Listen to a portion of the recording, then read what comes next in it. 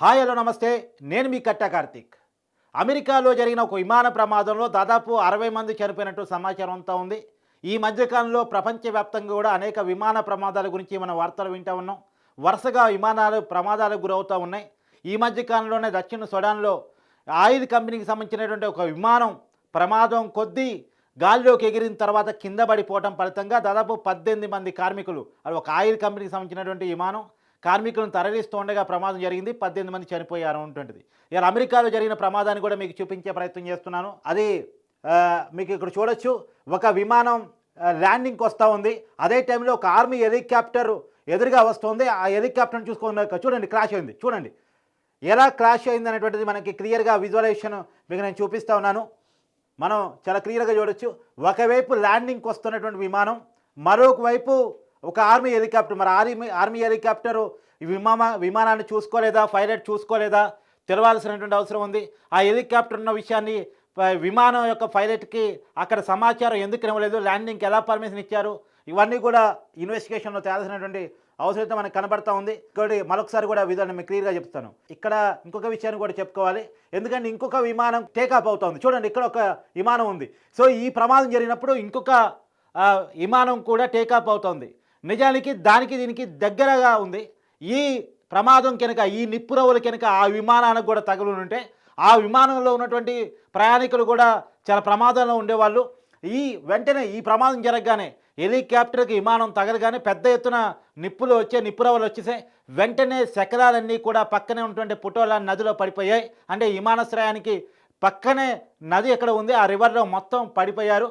అంటే హెలికాప్టర్ ఉన్నటువంటి ఎంతమంది ఉన్నారు అనేది తెలియదు. హెలికాప్టర్ పైలట్ కానీ, ఆ హెలికాప్టర్ ఉన్నటువంటి వ్యక్తులు కానీ, తర్వాత విమానంలో ఉన్నటువంటి 60 మంది ప్రయాణికులు కానీ, ఈ విమానాన్ని నడిపే పైలట్ కానీ, వీళ్ళంతా కూడా దాదాపుగా చనిపోయినట్టే మనం లెక్కించుకోవాల్సినటువంటి అవసరం ఉంది. ఈ లెక్క ఎంత అనేది తేలాల్సిన అవసరం ఉంది. ఇప్పటికి మనకు అందుతున్న సమాచారం మేరకు విమానంలో 60 మంది ప్రయాణికులు ఉన్నట్టు తెలుస్తూ ఉంది. 60 మంది ప్రయాణికులు ప్లస్ పైలట్ ప్లస్ దాంట్లో ఉండేటువంటి ఇతర సిబ్బంది, తర్వాత హెలికాప్టర్లో పైలట్ ఉంటారు, ఇంకా ఎంతమంది సిబ్బంది ఉంటారని తెలియదు.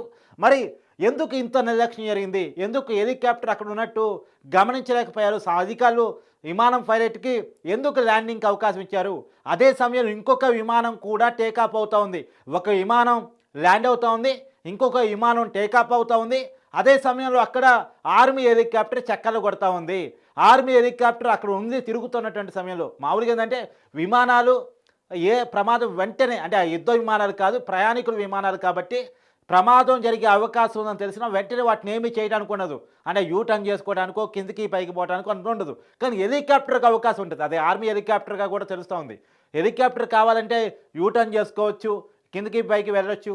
హెలికాప్టర్ ద్వారా ఏమన్నా కుట్ర జరిగిందా అని అనుకోవడానికి కూడా అది ఆర్మీ హెలికాప్టర్గా తెలుస్తుంది. మరి ఆర్మీ హెలికాప్టర్తో ఎవరు కుట్ర చేస్తారు? నిజానికి టెర్రరిస్టులు ఏమన్నా హెలికాప్టర్ ద్వారా విమానాన్ని గుర్తించే ప్రయాణం చేశారా అంటే ఆ హెలికాప్టర్ ఆర్మీది అన్నట్టు తెలుస్తూ ఉంది. కాబట్టి ఇది కుట్ర అనుకోవడానికి లేదు, ఇది ప్రమాదం అనుకోవడానికి మాత్రం ఇప్పటికి అవకాశం ఉంది. మరి ఈ ప్రమాదాన్ని అధికారులు గుర్తించడం ఎందుకు ఫెయిల్ అయ్యారు? అక్కడ హెలికాప్టర్ తిరుగుతున్న విషయాన్ని ఎందుకు అధికారులు హైలైట్ చేసి ఈ విమానాన్ని టేకప్ చేయడానికి కానీ, లేదా ఇంకొక విమానాన్ని ల్యాండింగ్ చేయడానికి కానీ ఎందుకు అవకాశం కల్పించకుండా పులుస్తా పెట్టే పని చేయలేదు అనేటువంటిది పెద్ద క్వశ్చన్ మార్క్ ఇన్వెస్టిగేషన్లో తేలాల్సింది. కానీ ఇప్పుడు ఎన్ని ఇన్వెస్టిగేషన్లు జరిగినా, ఎన్ని కారణాలు వెతుక్కున్నా, ఎవరిది తప్పు అని తెలిసినా ఇక పోయినటువంటి ప్రాణాలు రావు. ఒకవేళ తప్పు ఆ పైలట్ అని తెలిసినప్పటికి కూడా ఆ పైలట్ కూడా లేడు. పైలట్ కూడా పాపం చనిపోయారు ప్రమాదంలో. కాబట్టి ఇక్కడ తప్పులు ఎత్తుక్కుంటే, టెక్నికల్ రీజన్స్ ఎత్తుక్కొని పొరపాటు జరగకుండా రాబోయే కాలంలో సరి చేసుకోవడానికి మనకు వస్తుంది తప్ప ఇన్వెస్టిగేషన్ పోయినటువంటి ప్రాణాలని తిరిగి తీసుకురాలేదు. ఏదైనా జరిగింది చాలా పెద్ద ప్రమాదం అని చెప్పాలి. ఈ మధ్య కాలంలో విమాన ప్రమాదాలు చాలా పెద్ద ఎత్తున జరుగుతున్నాయి.